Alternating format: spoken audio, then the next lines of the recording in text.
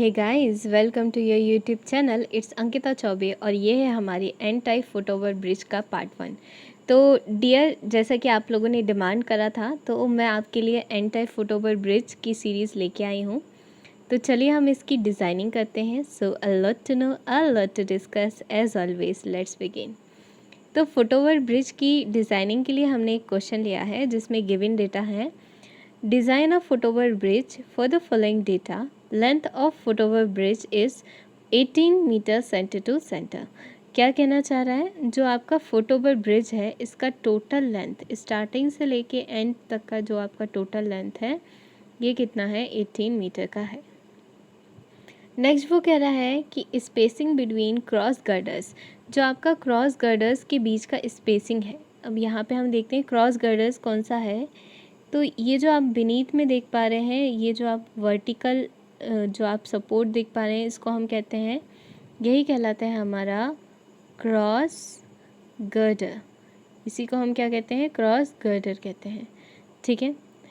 अच्छा, ये cross girder है तो ये फिर लॉन्गर वाला क्या कहलाता है? ये जो लॉन्गर है इसको कहेंगे हम लॉन्गिट्यूडनल गर्डर। ये क्या है? लॉन्गिट्यूडनल गर्डर है। ठीक है। तो क्रॉस गर्डर और लॉन्गिट्यूडनल गर्डर दोनों देख लिया। इसके बाद कह रहा है कि क्लियर कैरियज वे। क्लियर कैरियज वे, कैरियज वे क्या होता है डियर? ये जो आप वॉकिंग डिस्टेंस के लिए जो आपको फुल स्पान मिलता है इसी को हम कहते हैं कैरियज वे। ये दिया है 3 मीटर का। नेक्स्ट वो कह रहा है कि लाइव लोड, जो भी लाइव लोड है आपका ये कितना है? 4 किलो न्यूटन है। मतलब कि लाइव लोड के लिए आपको कहीं पर भी नहीं जाना है, इसने ऑलरेडी गिवन दिया है। अब इसके बाद कह रहा है जो आपको फ्लोरिंग यूज़ करना है आरसीसी स्लैब की, जिसकी थिकनेस होनी चाहिए 150 mm। ठीक है, थिकनेस ऑफ स्लैब दे के रखिए। एन टाइप लैटिस गर्डर का हमें यहाँ पे डिज़ाइनिंग करना है। जो भी सूटेबल डाटा है हम उसे एज्यूम कर लेंगे और एफ की वैल्यू लेनी है 250 न्यूटन पर मीटर स्क्वायर। तो चलिए हम हमारी डिज़ाइनिंग स्टार्ट करते हैं। सबसे पहले हमें निकालनी है ज्योमेट्री ऑफ लैटिस गर्डर। जो भी लैटिस गर्डर है इसकी हमें क्या देखनी है? ज्योमेट्री देखनी है। तो इसके लिए हम एज्यूम करेंगे जो आपका डेप्थ है। क्या एज्यूम कर रहे हैं डियर हम? जो भी आपका डेप्थ है, ये डेप्थ कितना ले रहे हैं हम? L/8। ये L/8 कहाँ से आया? ये जो L/8 वैल्यू है, ये L/8 वैल्यू आपकी हमने एज्यूम करी है। देखिए, एज्यूम नहीं करी, जनरली ये जो प्रैक्टिकल डाटा है, प्रैक्टिकल डाटा के हिसाब से हम L/8 लेते हैं। अगर लेंथ जैसे जैसे इंक्रीज़ करते जाएंगे वैसे वैसे ये भी चेंज होता जाएगा। तो अभी आपको एटलीस्ट आपको 50 मीटर रेंज तक के लिए वरी नहीं करना है। ठीक है। तो नेक्स्ट हम देखते हैं। तो आप L कितना है आपका? टोटल लेंथ कितना दिया हुआ है? टोटल लेंथ यहाँ पे दिया है कि 18 मीटर है total length centre to centre. तो आपका हो जाएगा L क्या हो जाएगा आपका? 18/8 हो जाएगा। तो ये आपकी वैल्यू आ जाएगी डेप्थ की 2.5। अब ये डेप्थ कौन सा वाला डेप्थ है ये भी हम देख लेते हैं।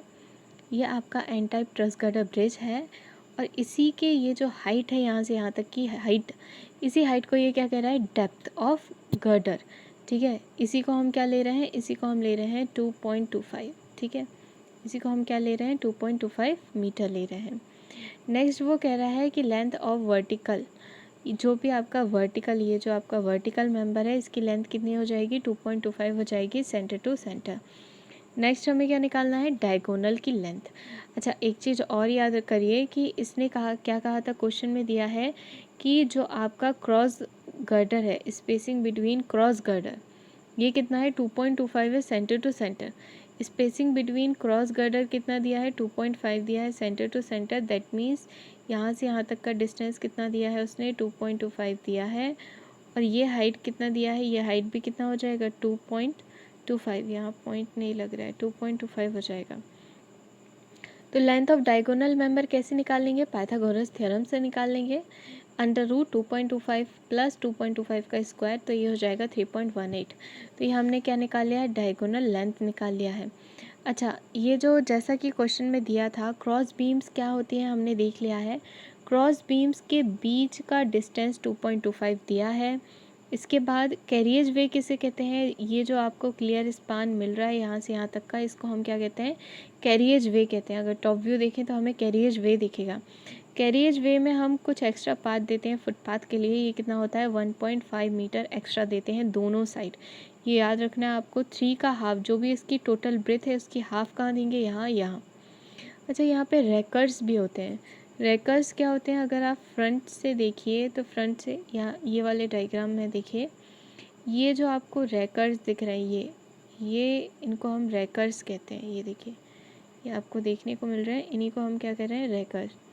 तो यहाँ पे हम रैकर्स भी प्रोवाइड करेंगे। अल्टरनेटिव जैसे कि यहाँ पे प्रोवाइड करा है, फर्स्ट में दिया है, नेक्स्ट में नहीं है, फिर उसके नेक्स्ट में फिर से एक और रैकर्स दिया है। तो यहाँ हम आप भी आगे देखेंगे डिज़ाइनिंग में कैसे आपको करना है। तो इसमें सबसे पहला आपका स्टेप है, आपने कैलकुलेशन कर लिया है, यहाँ पे स्टेप 1 कंप्लीट हो गया है। अब स्टेप 2 में हम क्या करेंगे, डिज़ाइन करेंगे क्रॉस बीम को। तो सबसे पहले हमें निकालना होगा डेड लोड और लाइव लोड, इसका टोटल कैलकुलेशन करना होगा। तो डेड लोड कैसे निकालते हैं, जो भी इसका स्लैब है, देखिए यहाँ पर जो लोड आ रहा है ये मेनली किसका आ रहा है, स्लैब का आ रहा है। तो इसलिए हम यहाँ पे डेड लोड की कंडीशन में खाली अभी स्लैब का लोड ही कंसिडर करके चल रहे हैं। तो ये क्या हो जाएगा, जो भी इसका थिकनेस है इंटू हम क्या कर देंगे, डेंसिटी कर देंगे। तो थिकनेस इंटू डेंसिटी, देखिए ये होता है वॉल्यूम इंटू डेंसिटी। वॉल्यूम क्या होता है, लेंथ इंटू ब्रेथ इंटू जो भी उसकी थिकनेस है, ठीक है, length into breadth into thickness.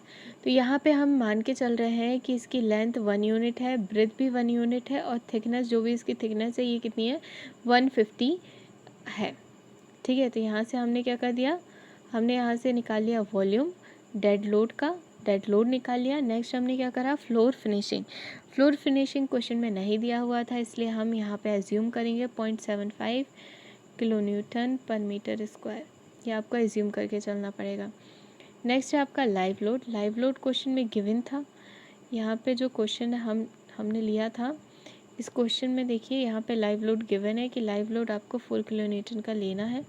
तो आपका लाइव लोड कितना हो जाएगा, 4 किलो न्यूटन का हो जाएगा। नेक्स्ट वो क्या कह रहा है, जो भी वृत्त है कैरियज वे की, है ना, जो भी वृत्त है कैरियज वे की, क्रॉस बीम की, वो कितनी स्लैब को कवर कर रहा है। मतलब कि अगर आप क्रॉस बीम देखें, ये जो क्रॉस बीम है ये कितने मीटर स्लैब को कवर आउट कर रहा है। तो जितना इसका ब्रेथ है, कितनी स्लैब है, इतनी स्लैब होगी। ये देखिए, मैं कहना चाह रही हूँ कि अगर हम क्रॉस बीम देखें तो क्रॉस बीम जो स्लैब को कवर कर रही है, दो क्रॉस बीम के बीच का डिस्टेंस कह रहा है ये कितना है, 2.25 है, 2.25 मीटर है। तो यहाँ पे हम क्या कर देंगे, यहाँ पे हम कर देंगे 2.25 मीटर हो जाएगा, ये किलो न्यूटन नहीं होगा। तो लोड पर मीटर हमें एक बीम के लिए, ये जो आपका क्रॉस बीम है, एक बीम के लिए, एक सिंगल बीम के लिए कितना क्रॉस बीम पे लोड आ रहा है, ये क्या हो जाएगा 8.5 इंटू 2.5 कर देंगे। तो एक क्रॉस बीम पे कितना लोड आ रहा है हमें पता चल जाएगा, है ना। मतलब क्या कर रहे हैं हम डियर, ये जो क्रॉस बीम है ये वाला समझो, ये वाला क्रॉस बीम है, इस पे कितना लोड आ रहा है, इसके कारण आधा यहाँ आधा यहाँ, तो इसके कारण कितना लोड इस क्रॉस बीम पे आ रहा है जिसको ये रेजिस्ट करेगी, ये हमने निकाला है यहाँ पे, ये हमने यहाँ पे निकाला है। नेक्स्ट हम क्या करेंगे, assuming self weight of beam, जो भी बीम का सेल वेट है, जो क्रॉस गर्डर बीम है, ये जो हमारी बीम है इसका खुद का जितना भी सेल वेट है ये हमने एज्यूम कर लिया है 0.5 मीटर। तो यहाँ से हमें क्या मिल जाएगा, टोटल वेट मिल जाएगा। टोटल वेट मिल गया, अब हमें क्या करना होगा, फैक्टर्ड यूडीएल निकालना है। फैक्टर्ड यूडीएल निकालने के लिए हमें क्या करना होता है, 1.5 से मल्टीप्लिकेशन करना होता है। तो यहाँ पे हमने क्या करा, फैक्टर मूवमेंट निकाल लिया, यूडीएल निकाल लिया, लोड हमने कैलकुलेट कर लिया है। अब हमें क्या निकालना है, हमें निकालना है मूवमेंट। तो मूवमेंट क्या हो जाएगा, मूवमेंट होता है WL²/8, यही मैंने यहाँ पे करा है, WL²/8। तो W क्या है, W है यहाँ पे देखिए, ये है W हमारा। लोड कितना आया था 29.44 किलो न्यूटन पर metre. Load into distance, load कहाँ से आ रहा है, ये जो आपका लोड है अगर ये क्रॉस बीम को देखें तो लोड कहाँ पे आएगा, यहाँ पे आएगा। मतलब मैं कहना चाह रही हूँ लोड यहाँ पे आएगा, क्रॉस बीम कहाँ है, यहाँ है। तो ये हो जाएगा load into perpendicular distance. Perpendicular distance ये तो अरे ये तो वही जो आपका कैरिएज वे है उसी का क्या है, टोटल डिस्टेंस है। तो कैरिएज वे कितने मीटर का है, 3 मीटर का है। तो ये हो जाएगा load into perpendicular distance. Load कितना है, जो भी आपका 29 आया है, इनटू क्या हो जाएगा 3 मीटर। तो यही हमने यहाँ पे कह रहा है, लोड इनटू परपेंडिकुलर डिस्टेंस कितना लिया है, 3 मीटर का लिया है। नेक्स्ट हम निकाल लेंगे सेल वेट। सेल वेट होता है WL/2। ये हमने निकाल लिया WL/2 से। फिर इसके बाद रिक्वायर्ड सेक्शन मॉड्यूलस, ये आपका देखिए सेक्शन मॉड्यूलस, ये वाला जो फॉर्मूला है इसको देख करके घबराने की ज़रूरत नहीं है, ये वही सेम फॉर्मूला है। कौन सा वाला, जो मैं जनरली आपको, अगर मेरे वीडियो लेक्चर आप फॉलो कर रहे हैं तो आपको याद होगा कि ये वाला फॉर्मूला हमें कहाँ से मिलता है, मोमेंट इक्वेशन से, जो होता है M/I = σ/y। तो यहाँ पे क्या हो जाएगा, यहाँ पे हम सिग्मा निकाल लेंगे, ठीक है। तो हमें ZP चाहिए है, तो ZP क्या हो जाएगा, I/y हो जाएगा।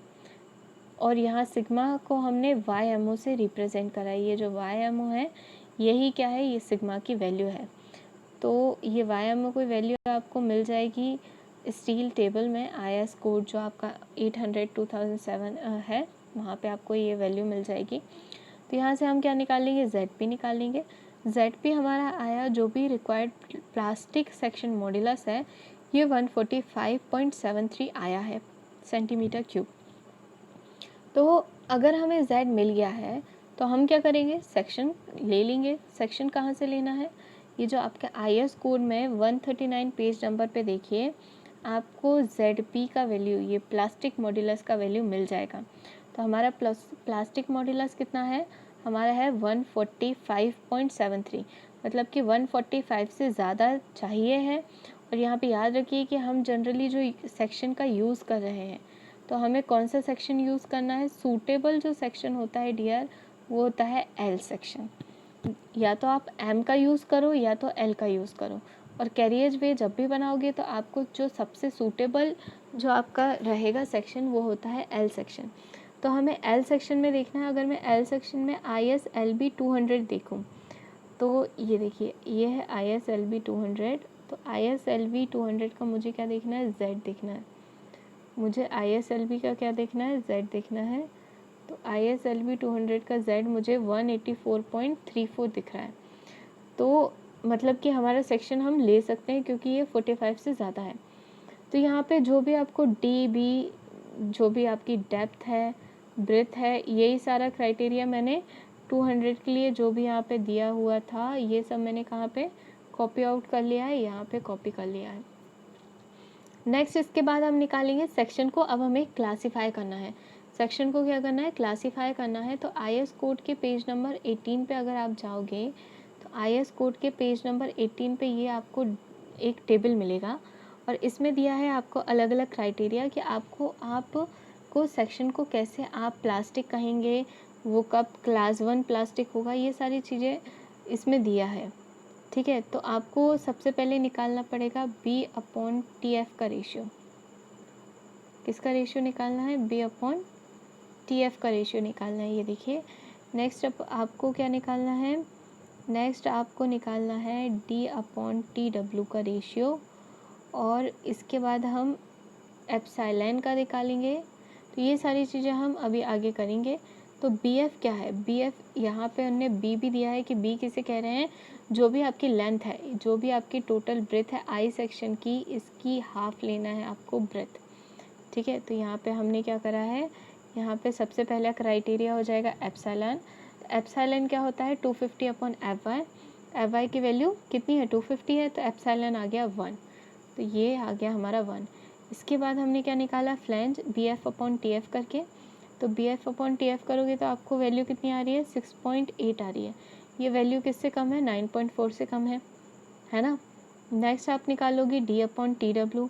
D/TW कितना आ रहा है, 35.84। ये 84 एप्सिलॉन से कम है। मतलब कि ये सारे क्राइटेरिया कहाँ पे फॉलो हो रहे हैं, ये देखिए वेल्डेड सेक्शन ये वाला है, ये वाला क्राइटेरिया फॉलो हो रहा है प्लास्टिक सेक्शन क्लास 1 में। DF वाला भी क्राइटेरिया फॉलो हो रहा है प्लास्टिक सेक्शन क्लास 1 में। मतलब कि ये जो हमारा, इससे हमें क्या पता चलता है, जो हमारा सेक्शन है ये कैसा है, क्लासिफाइड हो गया कि ये सेक्शन प्लास्टिक सेक्शन है। नेक्स्ट हम आगे चलते हैं। आगे हमें क्या करना है, आगे हमें चेक करना होगा मूवमेंट कैपेसिटी पे। ये पेज नंबर 84 पे दिया है, 58 पे दिया है, 54 पे दिया है। तो ये है आपका पेज नंबर 54 IS कोड का। यहाँ पे ये देखिए MD को आपको कैसे चेक करना है, यहाँ पे फॉर्मूला दिया है। तो यही फॉर्मूला मैंने यहाँ से पिकआउट करा है, यहाँ पे BB क्या है, जो आपका BB है ये क्या है, तो ये जो आपका BB है प्लास्टिक मॉड्यूलस सेक्शन के लिए, जो आपका अभी आपका सेक्शन कैसा है, प्लास्टिक है, तो प्लास्टिक के लिए जो वैल्यू होता है BB का, ये होता है 1। ये भी IS कोड के टेबल में दिया है, पेज नंबर 12 पे आप देख सकते हैं। इसके बाद ZP हमने यहाँ पे निकाला है, ये हमारा ZP है 184। इसके बाद जो आपका नेक्स्ट है ये है FY 250 है, तो ये हो गया FY 250। इसके बाद आपका YMO कितना लेना है, फैक्टर्ड शेयर फोर्स यहाँ पे 1.10 लेना है सभी के लिए, ठीक है। तो यहाँ पे हमें क्या मिल गया, यहाँ से हमें मिल जाएगा किसका वैल्यू, यहाँ से हमें मिल जाएगा मोमेंट का वैल्यू। अब ये वाला जो मोमेंट है, ये किससे कम होना चाहिए, जो हमारा डिज़ाइन बेंडिंग मोमेंट है ये कम होना चाहिए फैक्टर्ड मोमेंट से। तो यहाँ पे जो हमने मोमेंट निकाला था ये कितना था, 33.21 था। तो 33.21 किससे कम होना चाहिए हमारा, जो हमारा अभी डिज़ाइन बेंडिंग स्ट्रेंथ आया है, कितना आया 41.8 आया है, इससे कम है। तो हैंस ये क्या है, सेफ़ है। नेक्स्ट हमें क्या करना है, डिज़ाइन। अब हम चेक करेंगे जो भी आपने शेयर की कैपेसिटी निकाली थी इसके पहले, क्या वो सेटिस्फाई कर रहा है क्राइटेरिया को। ये पेज नंबर 58 में दिया है, ये हमारा IS कोड का पेज नंबर 59 में दिया है कि जो आपका V है, जो भी आपका डिज़ाइन वैल्यू है ये किससे कम होना चाहिए, VD से कम होना चाहिए। और ये जो VD है ये क्या है, VD या VP आप दोनों कुछ भी कह सकते हैं, ये है AVFYW अपॉन √3। तो यहीं से मैंने ये वाला फॉर्मूला पिक आउट करा है, इसमें जल्दी से हम सारी वैल्यू दे रख देंगे। AV यहाँ पे क्या है, AV होता है एरिया, जो भी आपका वर्टिकल एरिया है, हाइट इनटू थिकनेस होगा। तो आपकी हाइट कितनी है, हाइट यहाँ पे ये जो आपका सेक्शन है ये इसकी डेप्थ ही क्या होगी, इसकी हाइट होगी, जो कितनी है 200। तो यहाँ पे हम सारी वैल्यू रख देंगे, 200 into TW 5.4 into 250 upon gamma. ये जो FYW है ना फैक्टर्ड, ये जो आपका FYW है इसका वैल्यू होता है FY अपॉन 1.10, ठीक है। इसलिए हम यहाँ पे हर जगह 1.10 ले रहे हैं। इसके बाद हमने यहाँ पे क्या निकाला, VP निकाला। अब ये जो आपका IS कोड है, IS कोड क्या कह रहा है, IS कोड कहता है कि जो आपका VP का वैल्यू है, यहाँ पे देखिए, यहाँ पे IS कोड का जो आप क्लॉज अगर पढ़ेंगे तो आपको यहाँ पे हॉट रोल सेक्शन एरिया का भी दिया है क्लासिफिकेशन। तो यहाँ पे ये कहता है कि जो आपका एरिया है ये किससे कम होना चाहिए, 0.6 VB से कम होना चाहिए, है ना। जो आपका V है ये कितने से कम होना चाहिए, 0.6 V से। तो यहाँ से 0.6 VP निकालते हैं सबसे पहले। तो वो 0.6 VP कितना आ रहा है, 85 आ रहा है, जो किससे कम होना चाहिए, जो किससे ज़्यादा होना चाहिए आपके फैक्टर्ड शेयर फोर्स से। तो यहाँ पे फैक्टर्ड शेयर फोर्स कितना आया था हमारा, जो आपका फैक्टर्ड शेयर फोर्स था इसका वैल्यू आपका आया था 44.61। तो हमने जो अभी कैलकुलेट करा है, हमने जो अभी 0.6 VP कैलकुलेट करा है ये क्या है, इससे ज़्यादा है, हैंस ये हमारा सेक्शन क्या है, यहाँ पे शेयर फोर्स और मूवमेंट के लिए सेफ़ है। अब हम नेक्स्ट आगे क्या करेंगे, आगे डिज़ाइन 5 में हमें जो भी लोड्स है, लोड का कैलकुलेशन करना है। कौन से वाले लोड का कैलकुलेशन करना है, जो भी हमारे ब्रिज पे आ रहे हैं। अभी तो हमने मूवमेंट और शेयर फोर्स के लिए जो भी अभी तक क्या करा है, अभी तक हमने मूवमेंट और शेयर फोर्स का क्राइटेरिया सेटिस्फाई करा है। अब हम यहाँ पे डिज़ाइनिंग स्टार्ट कर रहे हैं, इसलिए हम फिर से डेड लोड और लाइव लोड सारा कैलकुलेशन फिर से हम कर रहे हैं, ठीक है। इतना समझ आ गया आपको। तो यहाँ पे जो हम कैलकुलेशन करेंगे तो हम करते हैं जो भी आपका वे है, जो भी आपका कैरियज वे है, जो भी आपका कैरियज वे है, इसका हम डिस्टेंस लेते हैं हाफ। मतलब यहाँ से यहाँ तक का डिस्टेंस, आधा डिस्टेंस के लिए आप क्या करोगे, लोड का कैलकुलेशन करोगे, उसको पूरे के लिए अप्लाई कर देंगे। ठीक है, क्योंकि जो आपका लोड का ट्रांसमिशन का प्रोसेस है वो कुछ इसी तरीके से होता है। तो यहाँ पे हम क्या करने वाले हैं, यहाँ पे हम निकालेंगे डेड लोड। जो भी स्लैब का डेड लोड था उसको इंटू कर देंगे किससे, लेंथ से। कितनी लेंथ से, 3/2। जो भी आपका लेंथ है कैरियज वे का, इस लेंथ के हाफ से हम क्या कर देंगे, इंटू कर देंगे। ये भी आपका IS कोड में मेंशन है, ये वाला क्राइटेरिया। फिर नेक्स्ट हम फ्लोर फिनिशिंग में भी ऐसे ही करना है आपको, लोड इंटू डिस्टेंस। अब हम एज्यूम कर लेंगे जो भी हमारा लाइव लोड है ट्रस गर्डर का, मतलब कि जो भी आपका, आप यहाँ पे N type truss girder bridge बनाने वाले हैं, इसका जो भी सेल वेट है ये कितना होगा, इसको हमने एज्यूम कर लिया कि ये 0.7 होगा, 0.7 न्यूटन पर mm। ठीक है, तो ये हमने क्या कर लिया, यहाँ पे एज्यूम कर लिया। नेक्स्ट इसके बाद हम क्या निकालेंगे, टोटल डेड लोड निकाल लेंगे, सबको कैलकुलेट करके। फैक्टर्ड लोड निकाल लेंगे, 1.5 से इंटू करके हमने क्या निकाल लिया, फैक्टर्ड लोड निकाल लिया। नेक्स्ट कैलकुलेशन करेंगे लाइव लोड का, सिमिलरली 4 × 3/2 से। फिर इसको भी क्या कर लेंगे, फैक्टर्ड लाइव लोड निकाल लेंगे। नेक्स्ट हमें क्या निकालना है, टोटल लोड, ये जो आपका डेड लोड है प्लस आप क्या कर दोगे, लाइव लोड। तो डेड लोड प्लस क्या कर दिया आपने, लाइव लोड कर दिया। ठीक है, इसके बाद अब हमें क्या करना है, अब हमें थर्ड स्टेप 6 में क्या करना है। स्टेप 6 में हम करेंगे जो भी आपका ट्रस है, ट्रस मेंबर का डिज़ाइनिंग करेंगे। तो देखते हैं, अभी हम करेंगे सबसे पहले एनालिसिस टॉप कॉर्ड का। तो टॉप कॉर्ड कैसे कहते हैं, ये जो आपका ऊपर वाला U1 U2 U3 है, इसी सब को हम कहते हैं टॉप कॉर्ड, और ये जो आपका बीनीथ वाला मेंबर है इसको हम कहते हैं बॉटम कॉर्ड। तो अभी हम सबसे पहले कैलकुलेशन करेंगे टॉप कॉर्ड का। तो टॉप कॉर्ड पे आपका क्या आ रहा होगा, कंप्रेशन आ रहा होगा, और बॉटम कॉर्ड पे आता है आपका टेंशन। तो कंप्रेशन के लिए मैं ले रही हूँ पॉजिटिव, कंप्रेशन के लिए पॉजिटिव और टेंशन के लिए नेगेटिव।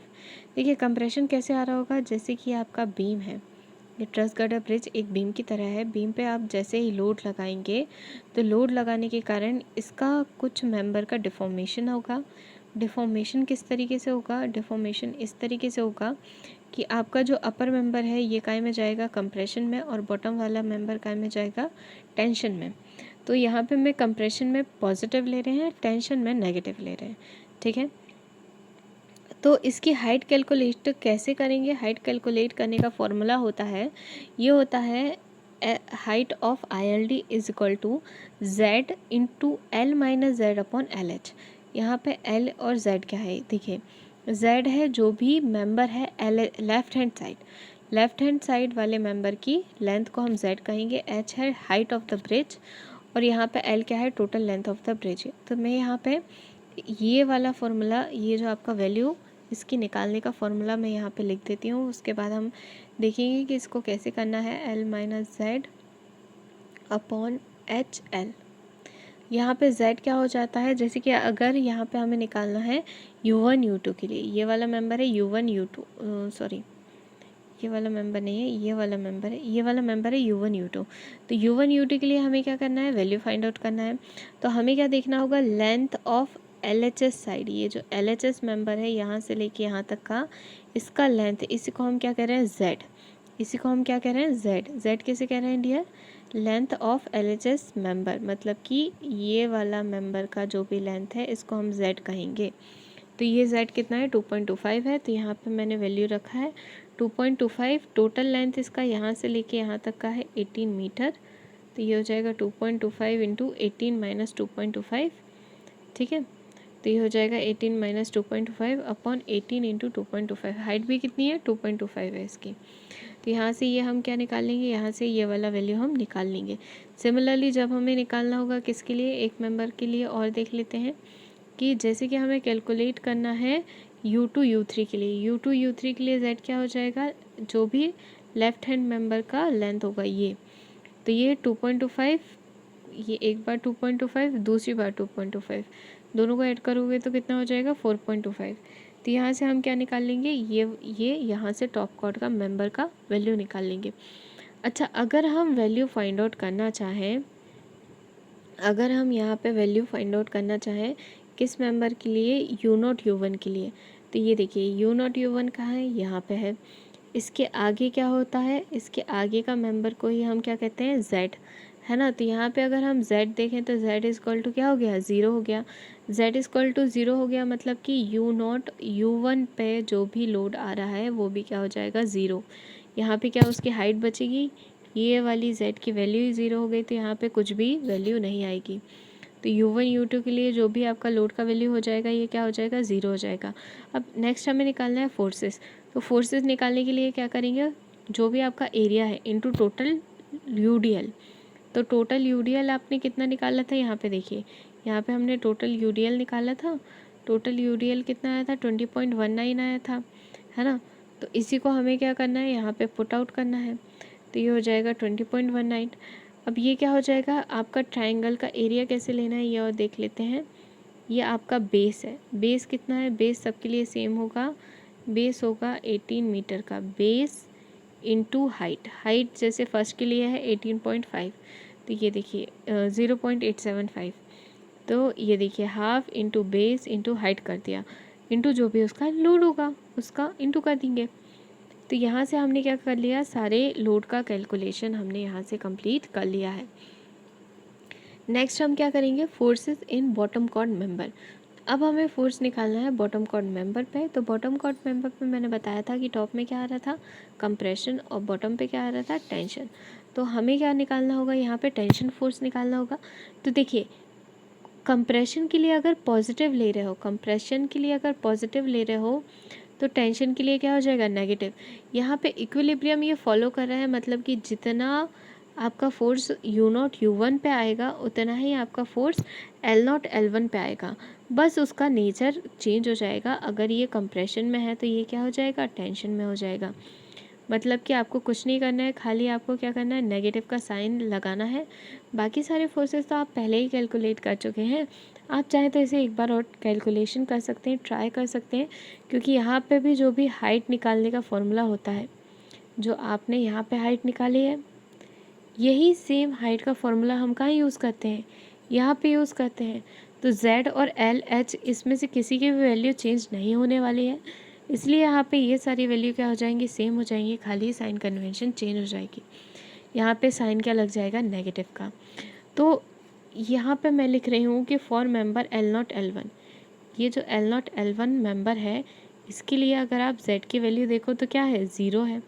मतलब कि जो फोर्स होगा ये भी क्या होगा? 0 होगा इस मेंबर पे L0 L1 पे। रेस्ट पे हमने क्या करना है? कुछ नहीं करना, नेगेटिव का साइन लगा के वैल्यू को पुटअप करना है। अब हम आगे बढ़ते हैं यहाँ पे।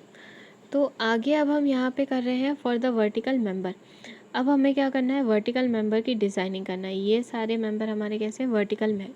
तो वर्टिकल मेंबर में दोनों आते हैं, कंप्रेशन भी आता है और टेंशन भी आता है। तो पहले क्या आएगा? पहले आएगा आपका टेंशन, या आपका पहले क्या आएगा? टेंशन, उसके बाद आएगा कंप्रेशन।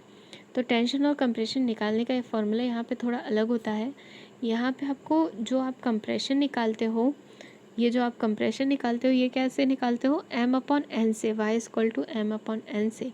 ऑर्डिनेट्स अगर आपको फाइंड करना है तो कंप्रेशन के लिए क्या हो जाएगा? Y = M/N हो जाएगा, और टेंशन के लिए हो जाएगा N - M/N। अच्छा, ये M और N यहाँ पे क्या है ये भी हम देख लेते हैं। देखिए M होता है number of panel at RHS side. Right hand side पे कितने नंबर ऑफ़ पैनल है उसी को हम क्या कह रहे हैं? RHS पे, उसी को हम कह रहे हैं M। ठीक है। N क्या है? Total number of panel. Total कितने पैनल है उसको हम क्या कह रहे हैं? N कह रहे हैं। यहाँ पे ये L8 है, यहाँ पे ये थोड़ा सा मिस्टेक हो गया। ठीक है, इतना है आपको समझ में?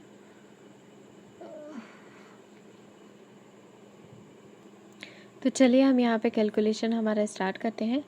तो अगर आपको ये हाइट निकालनी है, ये वाली जो आपको हाइट निकालनी है, ये वाली जो आपको हाइट निकालनी है, ये आप हाइट कैसे निकालेंगे? हाइट निकालने के लिए आपको फार्मूला यूज़ करना होगा, और ये फार्मूला क्या है? Y = M/N है। M क्या है? जो भी आपके नंबर ऑफ़ पैनल्स हैं LHS साइड। तो हम यहाँ पे कैलकुलेशन हमारा स्टार्ट करते हैं। 1 2 3 4 5 6 7। मुझे कितने नंबर ऑफ पैनल्स दिख रहे हैं RHS साइड, मुझे 7 दिख रहे हैं, तो ये क्या हो जाएगा y इक्वल टू 7/8। 8 क्या है total number of panel, total number of panel कितने हैं 8 है। तो ये हो जाएगा आपका यहाँ पे कैलकुलेशन।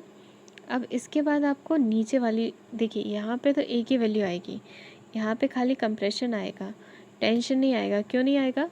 क्योंकि जब आप y की वैल्यू निकालोगे तो y की वैल्यू क्या होती है, y होता है y इज इक्वल टू होता है, ये होता है n माइनस 1 माइनस m/n। तो यहाँ पे n का वैल्यू कितना हो जाएगा 8 माइनस 1 कितना बचा 7 माइनस m करोगे 7 माइनस 7 क्या हो गया 0/8। तो 0/8 क्या हो जाएगा 0 हो जाएगा। इसलिए यहाँ पे आपको एक ही वैल्यू दिख रहा है और वो वैल्यू किसके लिए दिख रहा है, कंप्रेशन के लिए दिख रहा है। नेक्स्ट यहाँ पे सिमिलर कैलकुलेशन मैंने यहाँ पे भी करके बताया आपको कि ये सारे कैलकुलेशन इसी तरीके से होंगे। ये जो मैंने यहाँ पे कैलकुलेट करा है ये सारे कैलकुलेशन इसी टाइप से होंगे, है ना, उसमें कोई भी चेंज नहीं है। अब यहाँ पे एक चीज़ और देखने वाली है कि ये जो x है ये क्या है। देखिए हमें पता नहीं है कि यहाँ पे जो कंप्रेशन आ रहा है, ये जो आपको इतना तो समझ आ रहा है कि यहाँ पे ये क्या आ रहा है, ये आ रहा है यहाँ पे, यहाँ कंप्रेशन है ना, यहाँ पे क्या आ रहा है टेंशन आ रहा है, यहाँ पे भी क्या आ रहा है टेंशन आ रहा है। मतलब मगर ये मैक्सिमम टेंशन मेंबर के कितने पार्ट पे आ रहा है ये हमें नहीं पता है ना। मैं यहाँ पे देखिए ये पूरे पार्ट पे क्या आ रहा है समझिए, अगर ये पूरे पार्ट पे टेंशन आ रहा है तो इसमें मैक्सिमम टेंशन यहाँ आ रहा है कि यहाँ आ रहा है, ये हम निकालना चाहते हैं। और ये निकालने के लिए हम किसका यूज़ कर रहे हैं, ये निकालने के लिए हम यहाँ पे यूज़ करेंगे किसका, इसका सॉरी, ये निकालने के लिए हम यूज़ करेंगे x का।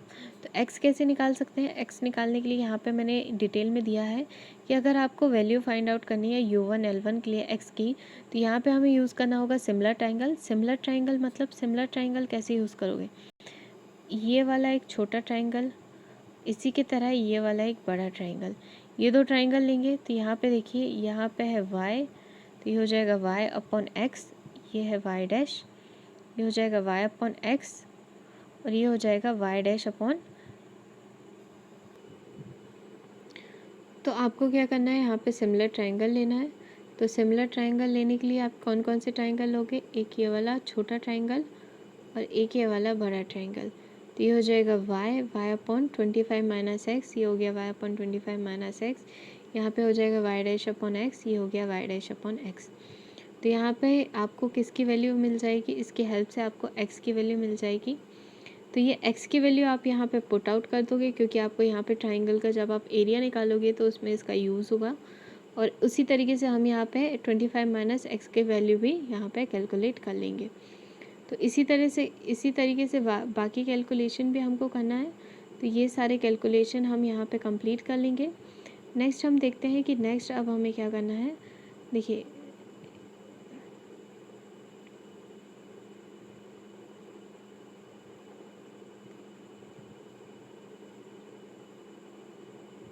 नेक्स्ट अब हमें यहाँ पे क्या करना है, नेक्स्ट हमें करना है वर्टिकल पे जो भी फोर्सेस आ रहे हैं उसका कैलकुलेशन।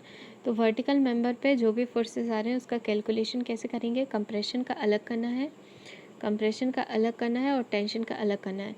तो कंप्रेशन वाले मेंबर कौन से हैं, जो भी मेंबर आपको ऊपर दिख रहे हैं, जो भी मेंबर आपको ऊपर दिख रहे हैं, ये वाला मेंबर कंप्रेशन में है, ये कंप्रेशन में है, ये कंप्रेशन में है, ये कंप्रेशन में है, बाकी सब काय में है टेंशन में है।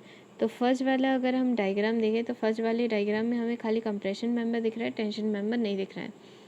तो यहाँ पे जब आप कैलकुलेशन करोगे तो ये देखिए फर्स्ट वाले में आपको ने काय का कंप्रेशन का कैलकुलेशन करा है पूरा। तो कैसे करना है, ये होता है हाफ बेस इंटू हाइट, है ना, हाफ बेस इंटू हाइट से। तो फर्स्ट वाला तो इजीली निकल जाएगा, हम सेकंड वाले का देखेंगे, सेकंड वाले का कैलकुलेशन कैसे करना है, हाफ में बेस कैसे लेना है और हाइट क्या लेनी है, ठीक है। तो ये हो जाएगा हाफ, अगर हमें कंप्रेशन का देख रहे हैं, ये है कंप्रेशन वाला, तो ये क्या हो जाएगा हाफ इंटू बेस। बेस क्या हो जाएगा डियर, यहाँ से लेके यहाँ तक का डिस्टेंस। तो यहाँ से लेके यहाँ तक का डिस्टेंस क्या हो जाएगा 13.5 मीटर। इसमें आपको प्लस करना होगा 2.25 माइनस एक्स को, ठीक है, 2.25 माइनस एक्स को क्या करना पड़ेगा आपको यहाँ पे ऐड करना पड़ेगा। तो उससे आपको क्या मिल जाएगा, टोटल लेंथ मिल जाएगा। तो यहाँ पे मैंने यही करा है, ये देखिए यहाँ पे मैंने यही करा है, और इससे मुझे क्या मिल गया, जो भी आपका कंप्रेशन फोर्स है वो मिल गया। टेंशन फोर्स के लिए क्या करना होगा, ये हमारा टेंशन फोर्स है।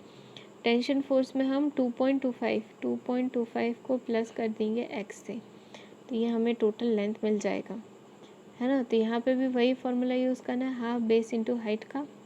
ये देखिए यहाँ पे भी हमने वही half base into height into जो भी उसका यूडीएल है 20.19। तो सिमिलरली आपको इसी तरीके से बाकी सारे कंप्रेशन का अलग, टेंशन का अलग, इसी तरीके से U4 L4 का कैलकुलेशन भी हो जाएगा। तो ये सारा कैलकुलेशन यहाँ पे कंप्लीट हो गया। अब हमें डायगोनल मेंबर का कैलकुलेशन देखना है। ये साइन थीटा है, कॉसेक थीटा है, ठीक है। देखिए डायगोनल मेंबर क्या होते हैं, डायगोनल मेंबर जो भी होते हैं, इसका जो भी आपको लोड निकालना होता है, डायगोनल मेंबर का फोर्स, देखिए वर्टिकल का और डायगोनल का फोर्स एक जैसा होता है, बस इसका नेचर अलग हो जाता है। जो आपका शेप रहता है आईएलडी का वो सेम रहता है, मगर यहाँ पे क्या हो जाता है, नेचर चेंज हो जाता है। अगर वहाँ कंप्रेशन है तो यहाँ टेंशन हो जाएगा, यहाँ टेंशन है तो वहाँ कंप्रेशन हो जाएगा, ठीक है। और इसके फॉर्मूले में खाली एक अंतर होता है, जो होता है कॉसेक थीटा का। यहाँ पे क्या किस चीज़ का अंतर होता है, कॉसेक थीटा अकेले का अंतर होता है।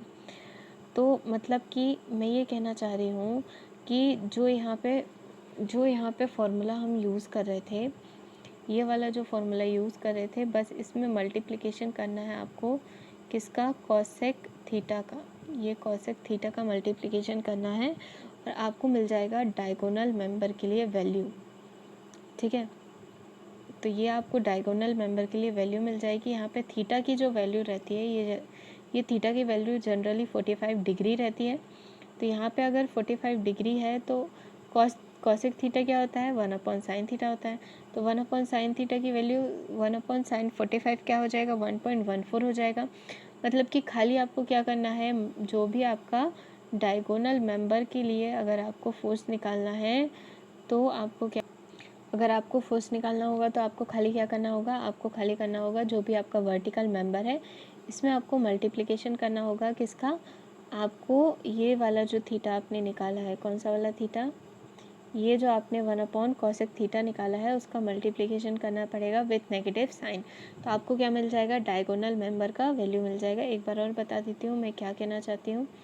देखिए जब आप कैलकुलेशन करते हैं वर्टिकल मेंबर की, ये जो वर्टिकल मेंबर की कैलकुलेशन आपने करी है ये सिमिलर रहती है डायगोनल मेंबर के लिए, खाली यहाँ पे मल्टीप्लिकेशन करना होता है किसका, कॉसेक थीटा का। इसी फॉर्मूले में कॉसेक थीटा का मल्टीप्लिकेशन हो जाता है और क्या हो जाता है, नेचर चेंज हो जाता है। जैसे कि यहाँ पे कंप्रेशन दिख रहा है, यहाँ पे आपको क्या दिख रहा है, यहाँ पे कंप्रेशन दिख रहा है। तो जब आप डायगोनल मेंबर के लिए कैलकुलेट करोगे तो यहाँ पे कंप्रेशन की जगह यहाँ पे टेंशन आ जाएगा, बस इतना अंतर रहता है। बाकी जो भी आपकी वैल्यू है वो सारी सेम रहती है, ठीक है। तो कंप्रेशन के लिए हम पॉजिटिव, टेंशन के लिए नेगेटिव ले रहे हैं। तो यहाँ पे क्या करना है, यहाँ पे कुछ नहीं करना है।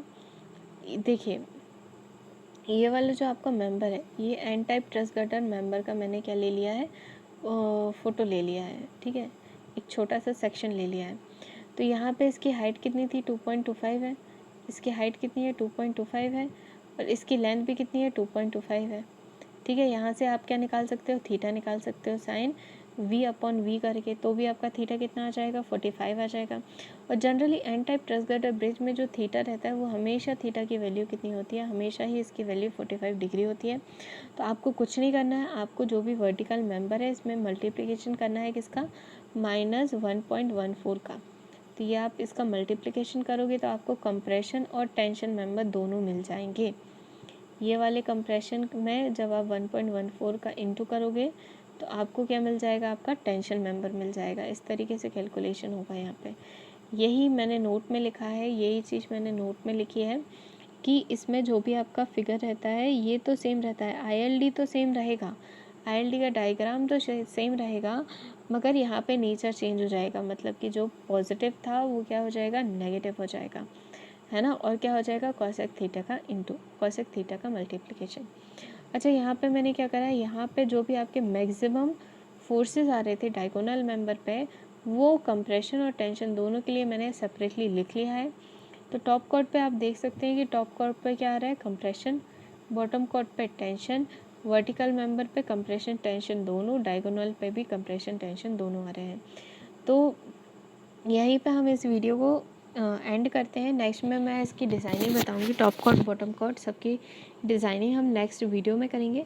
आई होप कि आपको ये वीडियो अच्छा लगा होगा। मुझे बहुत अच्छा लगा आप लोगों के कमेंट्स पढ़ के, मुझे बहुत ही खुशी हुई कि हाँ, मेरा जो इतनी मेहनत है वो काफ़ी पॉजिटिवली जा रही है, वो काफ़ी सफल हो रही है, मैक्सिमम लोगों को उनको बेनिफिट मिल रहा है। तो मेरे वीडियो को शेयर करना, लाइक करना और मेरे चैनल को सब्सक्राइब करना ना भूलें, जिससे आप मुझे जो भी आपकी नोटिफिकेशन है, मेरी अपडेट, वो लेते रहें। नीचे डिस्क्रिप्शन में मैंने टेलीग्राम चैनल का लिंक भी दिया है, तो इसका आपको अगर पीडीएफ चाहिए है तो आप मुझे टेलीग्राम चैनल पे फॉलो कर सकते हैं अंकिता मैम के नाम से। तो वहाँ पे आपको इसका वीडियो भी, इसका पीडीएफ भी मिल जाएगा।